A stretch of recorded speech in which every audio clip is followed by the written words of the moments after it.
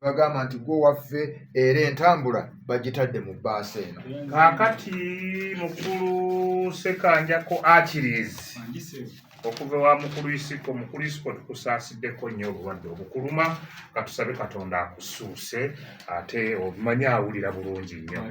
Kaakati nkusoose n'ekibuuzo kiikino, omwenge omuganda nga gukuze nnyo guyitibwa gutya? Bakuwa obubonero busatu.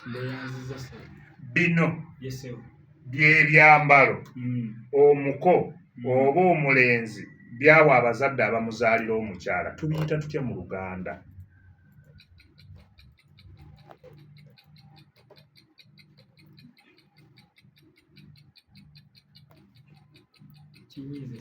Kikuyinze nerabidde bagamba wakayima omuyita naye obusatu bwo bugenda bwakulema. Naye kiba kikuyinze ezo ze tuyita ensumiko z'abakulu. Okitegedde ekyo? Kaakati tugende ku kino.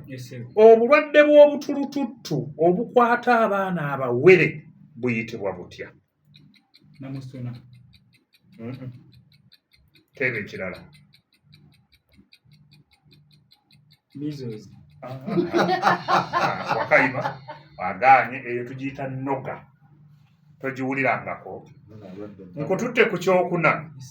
Enju ennyumba nga tekyasulwamu bantu baludde ogisulamu eyitibwa etya? Enju tekyasulwamu bantu eyitibwa matongo. Ekyoto ekirala kibadde kikulemye nno bakuwa obubonero busatu katumale ogenda mu katundu kana buwulire kye bitegeeza. Engabo okugirumya amannyo kisoko kitegeeza ki? Kuba kunywera kukola kintu ssebo. Kunywera kukola kyokola. Okusaamu amaanyi okukola ekyo madde nnoonya k'amaanyi ako bakuwa obubonero busatu. Tugenze ku ky'omukaaga. Ate omuntu okumubuulirira ebigambo nga bimuyita ku nviiri nakyo kisoko kitegeeza ki? Kugamba omuntu bigambo nga tabiwulira. Butawulira bakuwadde busatu.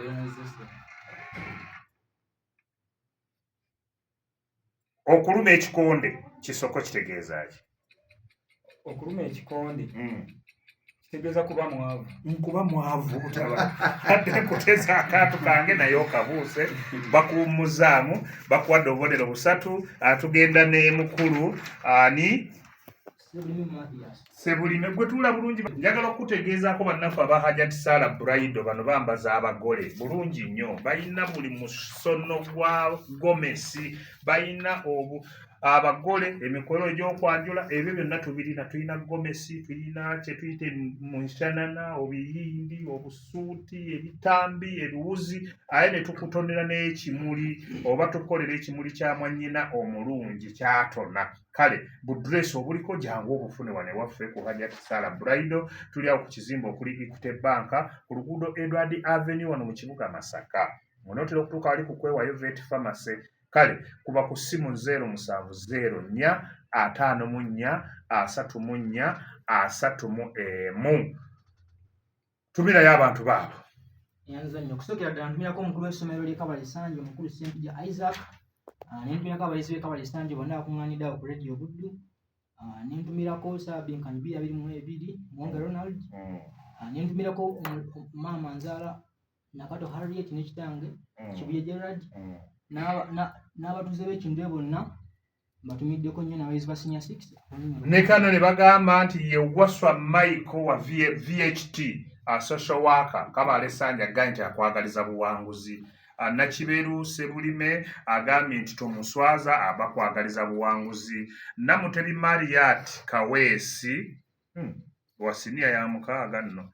Kale Sebulime tonswaza nkwagaliza buwanguzi. Nono n'agamba ye Mumbejja Nnalinnya Leonia akwagaliza buwanguzi. Mutebi Trace Senior 6 Sciences akwagaliza buwanguzi. Tugumisirize Albert ne Nalubinga Victoria bakwagaliza buwanguzi. Ne lwabeerawo Kabaale Sanje staff members bonna bali wamu bagamba nti mwana gwe nno totuswaza ffe tukuwuliriza. Nze maama wo Nakato Harriet ne taatawo Kabuye Gerard Kabonera Kindulwe tugamba nti mwana gwe bambi totuswaza. Ono ye maama wo Nalwoga Paulina ne kojjaawo Joseph Nakagwa bakwagaliza buwanguzi. Nakityo Lydia akola nno Meg akwagaliza buwanguzi. Godfrey Magi akwagaliza buwanguzi. Namatovu Aleni agambye nti Sebulime bambi tonswaza atumiddeko nno ne taata we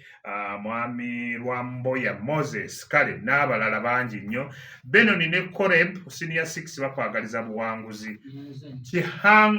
Kaihangwe Joy ne wa Arts Kabaale Sanje kuliko ne Kibweza Kamatenesi Mutamba Tumuhayirwe Kabalungi bano bo beegasse wamu era nga bo bawulidde bakwagaliza buwanguzi. Dr. Kibweza Jovanizi akwagaliza buwanguzi agambye tomuswaza entambula yiye ezitowa mweri. Ono omusomesa Lwanga Charles naye akwagaliza buwanguzi. Namirimu Anita naye akwagaliza buwanguzi. Nakawuka Margaret agambye tomuswaza. Ono ye Namanda Harriet Sini ey'omukaaga agambye tomuswaza. Kakati mu botamuswaza kabakutwala. Sebulime Wanjisewo. Ebibuuzo byenkutaani yabironze. Nze sewo. Wabyerondedde. Yes sir. Nange kambikubuuze. Kale sewo. Tuli mu byabuwangwa. Yes sir. Omwenge omuto ennyo oba omwenge bwe guba tegunnajja guyitibwa gutya? Entwere. Bakuwa obubonero busatu. Niyanza nnyo sewo. Ekigambo okuvuma mugole oba kuvuma muwala kitegeeza ki? Sewo ekigambo okuvuma omugole kitegeeza kumubuulirira ng'agenda mu bufumbo. Bakuwe busatu. Niyanza nnyo sewo. Omutasala njala kye ki? Sewo omutasala njala guba musu. Alina obudde. Sekanjako Eyo y'enkoko. Bakuwa akabonero sekanjako. Kajje wala nno. Endawule kye ki? Oba endawule kye ki? Endawule ye mwana omulenzi awasa nga talabanga ku muwala. Bakuwa obubonero busatu. Niyanza nnyo. Tugenzeeko mu bisoko. Yesewo. Ekintu okukya kisoko kitegeeza ki? Sewo ekintu okukya kitegeeza ekintu okuggwa. Ekintu ky'obadde okola okuggwa. Wakayima ajja agaanye mbawe ekituufu. Si buli kintu okuggwa Si buli kintu. kukya. Naye ekyo kitegeeza mitawaana kuggwa. Kyoga nti kikedde. Okuzingira emikono mu kifuba kisoko kitegeeza ki? Sewo kitegeeza kwennyamira. Talina obudde. Kitegeeza kwewuunya. Talina obudde. Kubanga Wakayima agaanye. Kitegeeza butaba na kyakkola. Tukola baga nti oli awo ozinze buzinze emikono mu kifuba. Okulandiza omuntu kisoko kitegeeza ki? Sewo okulandiza omuntu kisoko kitegeeza okuggya omuntu mu buzibu okumuteeka ku ddaala eddungi. Omuntu okumuggya mu buzibu n'omuteeka ewantu ewalungi. Wakayima waali? Nedda. Nedda. Kubanga bw'ogaa nti kumujja mu buzibu abanga agudde oba mu kinnya oba amujja mu kabenje naye kuno kuba Kuyamba omuntu yenna. Ne bw'oba tali mu buzibu. Kukwatirako muntu. Oga agundi jangu n'omukwatirako n'omukulaakulanya. Aweddeyo. Tweyanza nnyo tweyanzeeko. Mulungi awuliriza okyali ku 98 kawumuza 8 95 kawumuza 5 radio Buddu radio omuntu wa bulijjo. Enkya nja kuba mbabuulira abajja naye katugende. Awo tugamba nti wano we tutuuse mu ngero zikutuusibwa ku bannaffe aba Nile Vocational Institute bano nga be bakugu mu kubangula abayizi mu by'emikono era nga basomesa abaana abamaliriza P7 siniya eyokuna n'abo abatatuukangayo mwattu babalina ate ebyamwe bye babasomesa nammwe ne mukuguka basomesa ebyenfumba ebyamasannyalaze okusomesa abaana ba kimbuyege ebyamazzi ebyemisono gy'engoye okukanika mmotoka okukola obwakkalaani okubala ebitabo okuzimba ebya saaluuni nakwoteeka n'ebirala bingi kaakati no bagamba batya nti bali ku musingi gwa Church of Uganda naye tebasosola ddiini ate ne bakutegeeza nti mwattu basangibwa kilomita 2 zokka okuva mu Nnyendo ng'odda e Kampala bw'otuukaawo kuligenda ekako oyambukaawo obeera obalaba bakubire ku 0705 37 51 5 oba ku 0702 32 68 10 kale mutwale Ssekanjako Gisebo. ngero tuli mu ngero Gisebo. ani yazikulondedde Nze nazirondedde ssebo. olugero olusooka oba ekibuuzo kye eky'omunaana Gisebo. ekita ekitava ku ssengejjero Ye Wankindo. bakuwa obubonero busatu Mbe yanzamye ssebo. ekiwoomereza ekingi Kizaala enkenku. bakuwa busatu Mbe yanzamye ssebo. ow'amaddu Tomuleza ku ntwere. wangi Tomuleza ku ntwere. tereezo kyalina obudde Tomuleza ku ntwere. tomuloza ku ntwere n'oluganda lutereeze kiri tomuloza omuwadde obwo ekibuuzo kyaffe eky'11 Gisebo. eyagunywedde edda Yagunywedde edda. Yagutamye. era ntegedde nti Olina. kijja okwogera nti yakutamye mama wakayuma taliiyo bawe ekituufu agutamiiza luggi oba agutamiiza banne kati tugenze wano tugenze wane watali kwedembulira Gisebo. by'ebibuuzo ebikwatagana ne kampuni eno ebawa school fees Gisebo. ekibuuzo eky'12 Gisebo. mpaayo abagenyi ababeera mu puroguramu tugunjuke Tubeera ne Ajati Salama ne Kojja. kojjaani agaanye tubeera ne Hajati Salama tuba ne muzeeyi Namugera Francis Xavier abo tolonzeewo puroguramu kadongo kamu Gisebo. ebaawo ddi Abeerawo lwa Sande. muwe kubanga twakomyewa kale lwa sande naye essaawa tozoogera Zijja kujja gye bujja. zijja kujja gye bujja ekibuuzo kyaffe ekirala Gisebo. ani atukolera puroguramu akayimbako Bamuyita Madam Penny Pama Panado. bakuwe busatu sekanjako empukakana obulayo kimu puroguramu musawowo Ye ani agikola Madam Prosi Kabanda Nanyanzi. okyalina obudde Sonko Judy muzukulu wa Gisebo. owemula bawe ekituufu oyo ayitibwa Mildred Nakasaanya puloosi atuula mu ntuule kale ebyo nabyo tujja kuba tubibabuulira mukulu Mathias. matiya Gisebo. nkututte mu ngero ne bannaffe abajja ne koofisira naye afuuse ofakanaakani kale wabaka tugende bwe tuti matiya Gisebo. olugero olusooka awanise Tavumagana nkenku. Tavumagana nkenku. tereeza Tavumirira nkenku. naye tumuwe byonna bituufu kuwadde akabonero Neyanza ssebo. tugenze ku kyomwenda Gisebo. anaakussa omwenge Anaakussa omwenge nti agunywanga jjajjaawe. Agunywanga jjajjaawe. wakayima waali Nedda.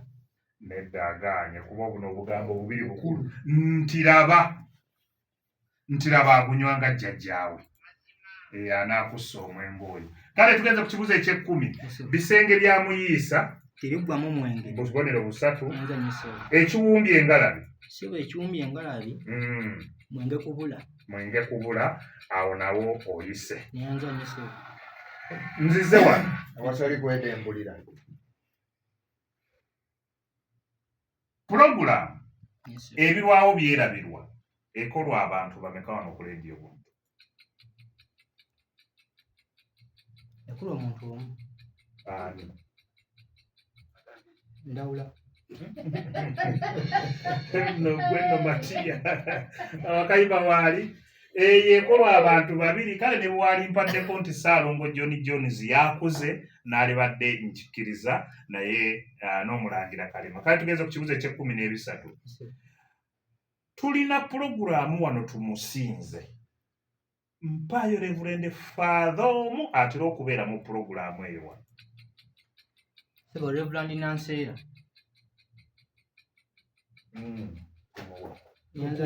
Bakuwadde obubonero 3. Tugenze ku kibuuzo eky'14. Ani atuweereza pulogulaamu tugunjuke?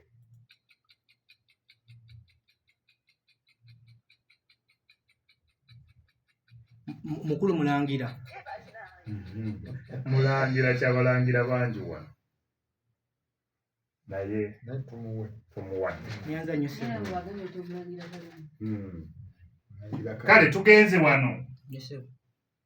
Waliwo pulogulaamu eyitibwa Top 20 Countdown. Ani agikola? Sebo Top 20 Countdown. Ekolebwa DJ Daniyo. Busatu tubuwadde ne tugenda mu bwino. Bwino oyo basebo ne banya bagenda. Bwino tewaliwo kuyita Wakayima. Bwino obubonero buli 10 yakweyimirira kati ke kasutundu akasigaddeyo. Musongerewo tuwulire.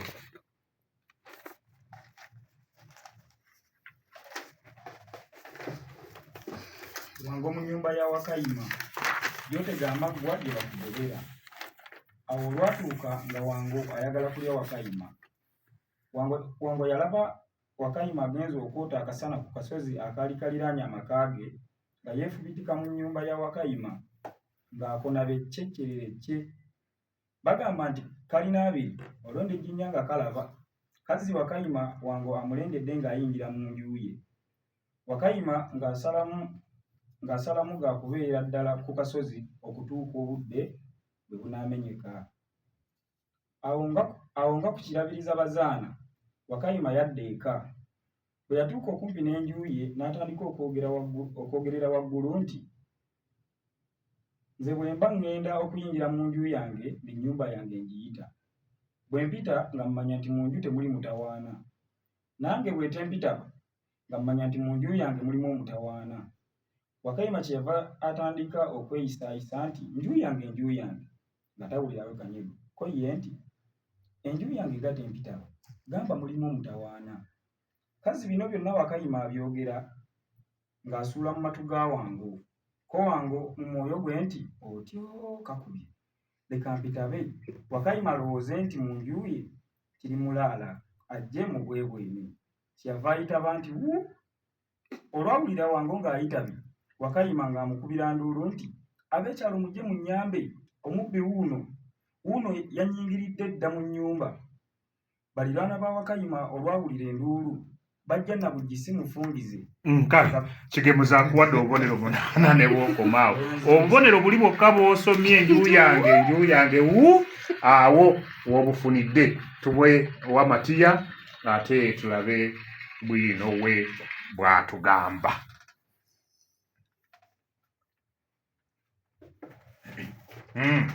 Bwatuuka nga Ssemaka asiga musiri gwa kasooli bwe. Kazzi endegeya eziwoomera nnyo okulya kasooli zimulengedde era nga zitandika kusimula kasooli nga zissa ku mumwa.